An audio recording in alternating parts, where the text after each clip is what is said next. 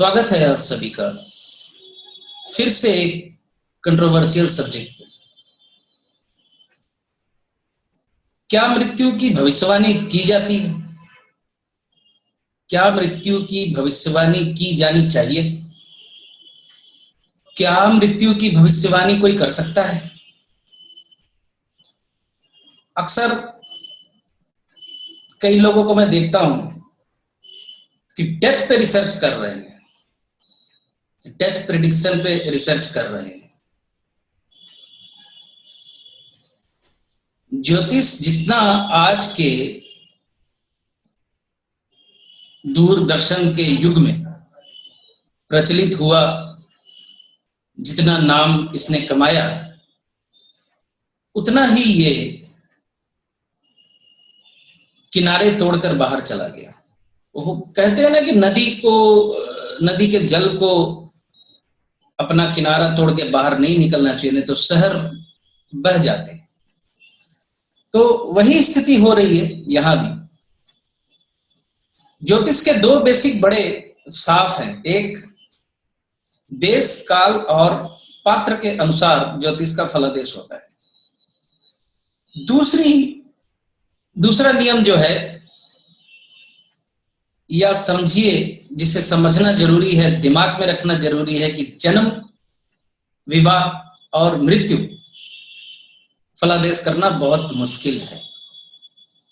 हाँ, जन्म के बारे में फिर भी कृष्णमूर्ति पद्धति का इस्तेमाल करके, होरारी कुंडली का इस्तेमाल करके एक निश्चित बिंदु तक फिर भी आया जा सकता है, क्योंकि वहां स्थिति सामने होती है कि भाई डॉक्टर ने भी एक समय दिया हुआ है, आपके पास भी एक डेट है कि इस दिन होना है, तो आपने होरारी का इस्तेमाल करके आप एक आंसर पे आ गए। विवाह का भी 100 में फलादेश का रेशियो जो है 70% से ज्यादा नहीं है, 70% से ज्यादा रेशियो नहीं है। मैं ये वीडियो पे बोल रहा हूं आप लोगों को। 100% विवाह का फलादेश, मृत्यु का फलादेश, जन्म का फलादेश, आओ आओ आओ मेरे पास आओ करके जो ये झुंझुने बजाए जा रहे हैं, ये साधारण जातक की एक्सपेक्टेशन को एक लिमिट से ज्यादा हाई कर रहे हैं। दूसरी बात यह है कि क्या मृत्यु की भविष्यवाणी करनी चाहिए। सबसे पहला लोचा तो ये समझिए कि देश, काल और पात्र के अनुसार ज्योतिषीय फलादेश किया जाता है। ये जो बात ज्योतिष के बेसिक्स में लिखी गई है, इसका मर्म मुझे शक है कि कितने लोग समझते हैं इस चीज को।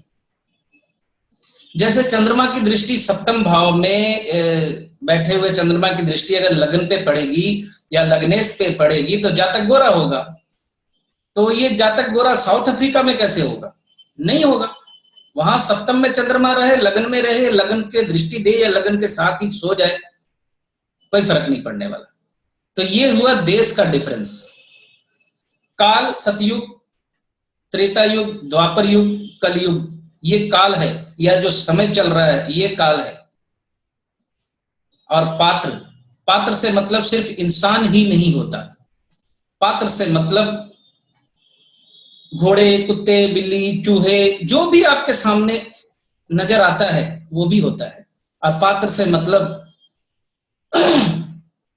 सिद्धांत सहगल भी होता है और सचिन तेंदुलकर भी होता है। एक भारत रत्न है और एक रत्न है कि पत्थर है कि भगवान जाने अभी। तो ये भी अंतर हो जाता है, ये भी एक डिफरेंस है। अब आप मुख्य बिंदु पे मैं आता हूं कि क्या मृत्यु का कोई सर्टेन बिंदु है इंसान का? आज से 500 साल पहले, आज से 1000 साल पहले, आज से 5000 साल पहले, अगर हम थोड़ा पौराणिक काल पे चले जाएं तो लोगों की उम्र जो बड़ी लंबी हुआ करती थी, 200-500 साल या 1000 साल तो हमने जैसा सुना है कि बड़ी मामूली बात थी। तो 1000 साल जिस वक्त किसी ऋषि की उम्र होती थी या किसी व्यक्ति की एवरेज उम्र जब ज्यादा हुआ करती थी, उस वक्त क्या आसमान पे 2 शनि हुआ करते थे, 2 सूर्य थे, 2 बुध थे, 2 शुक्र थे, 2 बृहस्पति थे? ऐसा तो नहीं था कि 7 ग्रहों की जगह 14 ग्रह होते हों। 7 ग्रह मैं कह रहा हूं इसलिए राहु केतु नोट्स आते हैं, उनको हम पौराणिक के हिसाब से ग्रह मानते हैं, लेकिन एस्ट्रोनॉमिकली तो ग्रह नहीं है वो। चलिए सीधा समझाने के लिए कह दूं, क्या 18 ग्रह थे उस वक्त? ऐसा तो नहीं था, तो 1000 साल क्यों जीता था आदमी? निश्चित तौर पे जब कुंडलियां उस वक्त भी बनती थी, उस वक्त भी जब जातक का जन्म होता था, तो यही 9 के 9 ग्रह 12 भावों में अपने अपने स्थान को दखल करते होंगे। तो उस वक्त क्या कोई सर्टेन मृत्यु का बिंदु उभर के आता था सामने कि कोई व्यक्ति 70 साल की उम्र में चला जाएगा या 20 साल की उम्र में चला जाएगा, या कोई कहता होगा 500 साल में किसी की मृत्यु होगी? अभी तो हम मान के चलते हैं एवरेज 100 साल की जिंदगी है आदमी के। ये हुआ काल, ये काल के अनुसार कभी 500 साल होती होगी। तो कैसे आप मृत्यु का कोई निश्चित बिंदु आप कैसे पकड़ सकते हैं? ले दे के फिर वही रिसर्च चल रही है, मांडी की चटनी बना रहे हैं, गुलिका की चटनी बना रहे हैं। मारक देखा तो मृत्यु घोषित कर दिया, मारक में अष्टमेश आ गया तो हो गई मृत्यु घोषित।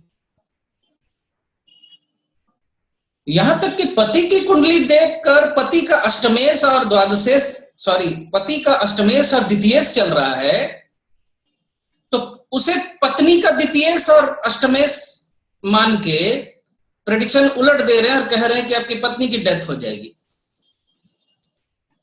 ये 2 दिन का पहले का वाकया है मेरे पास।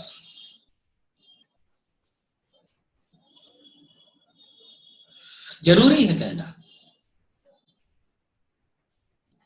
अगर फलादेश का कोई बिंदु है भी तो बहुत जरूरी है कहना कि आपकी मृत्यु हो जाने वाली है।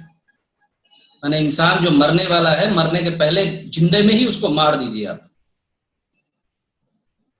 एक तो मारक की दशा,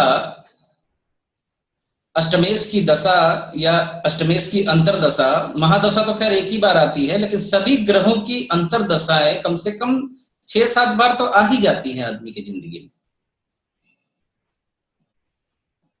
तो कितनी बार उसकी आत्मा उसके देह से बाहर निकलती होगी और कितनी बार अंदर आ जाती होगी, ये मुझे नहीं समझ में आता। हालांकि मुझे बोलना नहीं चाहिए, मैं बताना नहीं चाहता, लेकिन फिर भी कह रहा हूं कि आप देख लीजिएगा जितने भी लोग ये मृत्यु की भविष्यवाणी कर रहे हैं, नहीं मैं छोड़िए, ये बिंदु मैं नहीं बताऊंगा। एक है खास बिंदु, उसका उच्चारण वो नहीं करते। जो जानते हैं वो समझ रहे होंगे कि मैं क्या कहना चाह रहा हूं, क्योंकि मैं इस विषय पे वीडियो एक बार डाल चुका हूं, लेकिन मैं कंफ्यूजन नहीं बढ़ाना चाहता। क्योंकि जो साधारण व्यक्ति हर बात पे, हर वीडियो देखने के बाद, हर किताब पढ़ने के बाद अपनी कुंडली लगते हैं देखने कि ई है, ये है, वो है, ये, तो वो लोग मिसगाइडेड हो जाएंगे पकड़ के उससे। वो खुद ही निकाल लेंगे कि मेरा मृत्यु होने वाला है। जरूरत क्या है आपको? आप रोक सकते हैं। आपकी मृत्यु होने वाली है, क्या करेंगे आप? महामृत्युंजय का जाप करवा के उसकी मृत्यु टाल देंगे आप? मुझे नहीं समझ में आता। समस्या ये होती है कि मैं बोल इसलिए बैठता हूं कि मुझे इन लोगों को संभालना पड़ता है, इन लोगों को इनकरेज करना पड़ता है, इन लोगों को फिर हवा डाल के खूब मेरे को रेडी करना पड़ता है कि चल तू अब फूल फाल गया, तू निकल जाएगा, कुछ नहीं होगा तेरे को। अच्छा खासा आदमी, स्वस्थ आदमी, एक के जातक गया किसी दैवज्ञ के पास और उसने कह दिया कि तेरी पत्नी की तो चल होने वाली है, अब तो खाना बनाने वाली ढूंढ ले। कोई फलादेश? मृत्यु का फलादेश कर देंगे आप? इतने बड़े ज्योतिष हो गए, बाप रे बाप। मृत्यु का फलादेश कोई नहीं कर सकता, कोई सर्टेन बिंदु नहीं है। सबसे बड़ी बात तो ये समझिए आप, वो जो मारक फारक ये वो जो चलता है ना, ये सब होता है उसी में, लेकिन वो भी कोई सर्टेन बिंदु नहीं है। एक एवरेज आयु होती है, वो एवरेज आयु इंसान काट के जाता है अपनी जिंदगी में। अब किसी का 20 साल में एक्सीडेंट हो गया तो कोई कह देगा वो लिखा ही हुआ था, वो लेखनी ही थी। हाँ हो सकता है लेखनी हो, लेकिन उसकी कनेक्टिविटी का कुछ बन गया होगा, वहां हो गया उसका। तो उसको बताया थोड़ी जा सकता है पहले कि ये उसकी डेथ हो जाएगी अभी ये 20 साल की उम्र में, तो ये चला जाएगा। अभी कई लोग तर्क कर सकते हैं कि हाँ हाँ हमारे फलाने गुरुजी ने बता दिया था, तो वो तो ऐसा कर देते थे, ऐसा कर देते थे। ये सब वो भूत उसने देखा था वाली कहानियां हैं, मिलता कोई नहीं है आपको, किसी को नहीं मिलता है। डेथ की रिसर्च चल रही है, मारक देखते ही, अष्टमेश देखते ही डेथ हो जा रही है। अब मुझे नहीं समझ में आता इसका औचित्य क्या है, जरूरत क्या है करने की। मैं समझता हूं आप एक साधारण इंसान के तौर पे, साधारण जातक के तौर पे न अपनी उम्र के बारे में पूछें और न ही बताने वाले से सुनने की कोशिश करें। बोले रहने दीजिए, अगर किसी ने जाना है तो फिर जाना है, उसकी चिंता नहीं करनी है हमने। आप अपने बारे में भी मत पूछिए। क्या पूछते हैं कई लोग, मेरी उम्र कितनी है? अच्छा 200 साल है कह देंगे, तो क्या करिएगा 200 साल जी के? 200 साल का मतलब समझ रहे हैं? आपकी पत्नी, आपके बच्चे 150 साल की उम्र क्रॉस करते करते आपके बच्चों के बच्चे, आपके नाती पोतों के भी नाती पोते हो जाएंगे 200 साल की उम्र तक। आपके कोई आपको पहचानेगा भी नहीं, पूछेगा कि कौन बुढ़वा है घर में, तो बोलेगी आपके दादाजी के पिताजी थे। बोले क्या कर रही है? अच्छा लगेगा वो बेइज्जती। हमारे पंजाबी में एक कहावत है, पढ़ पिया ते साग गया, मतलब परदादा हो गए, मतलब वो संपर्क खत्म हो गया, वो कुछ बचा नहीं फिर। तो 200 साल जी के क्या करेंगे? मेरी आयु कितनी है बता दीजिए। चलिए आपको कह दिया कि 90 साल जिएंगे आप, उसके पहले मर जाइएगा तो आके पकड़िएगा मेरा गला, क्या करिएगा? 90 साल कह दी गई आपकी एज है, और आपकी छुट्टी होगी 75 साल में, तो आइएगा ऊपर से पकड़ने। क्यों भाई तूने बताया था मैं 90 साल जीऊंगा, मैं कैसे मर गया? ये बेकार की मेहनत भी है, बेकार की कवायद भी है। जिंदगी की बात कीजिए, मृत्यु को दरकिनार कीजिए, मृत्यु की बात मत कीजिए, कोई फायदा नहीं है। और ये जो सगुफे हैं ये सब सुनिए भी मत। कोई मृत्यु की भविष्यवाणी करने की कोशिश भी करता है तो उसको बोल दीजिए, छोड़ दीजिए, माफ कर दीजिए, जाने दीजिए, मत कीजिए। वो जो मारक, अष्टमेश, द्वादश ये सब होता है, षष्ठेश, 6, 8, 12, हेल्थ प्रॉब्लम होती है। और शास्त्रों में मृत्यु भी 7-8 प्रकार की कही गई है। तो हो सकता है अपमानित हो, अष्टम का मतलब आपका अपमान भी होगा। अष्टम स्थान जो है आपको अपमानित करवाता है, और अष्टमेश की दशा अंतरदशा आपको परेशान करवाती है। अब जिस व्यक्ति की अष्टमेश की दशा चल रही थी, वो चला गया एक आदमी के पास, उसने कहा तेरी पत्नी चली जाएगी ऊपर, तो हो गया परेशान, दशा का असर उस पर आ गया। ये ठीक उस कहानी की तरह जहां शनि देव ने शिव जी को कहा था, माने शिव जी ने शनि देव से पूछा था कि भाई तुम्हारी दृष्टि में ऐसा क्या है कि लोग सब डरते हैं, तुम मेरे पे दृष्टि डाल के देख, मैं देखता हूं। तो महादेव तो छुप गए जाके गाय के पेट में। सुनी होगी, हजारों लोगों ने सुनी ये कहानी, सभी जानते हैं। खैर छोड़िए, जिंदगी की बात कीजिए। मृत्यु की भविष्यवाणी कोई नहीं कर सकता। अगर कोई जान भी सकता है और कोई कहता है कि आपकी मृत्यु होने वाली है, खराब योग चल रहा है, इसका मैं महामृत्युंजय यज्ञ करवा के मैं आपको बचा लूंगा, तो आप समझ जाइए कि बस डुगडुगी बज रही है, वो मदारी की डुग डुग डुग डुग डुग डुग डुग डुग शुरू हो गई है और आप नाच रहे हैं।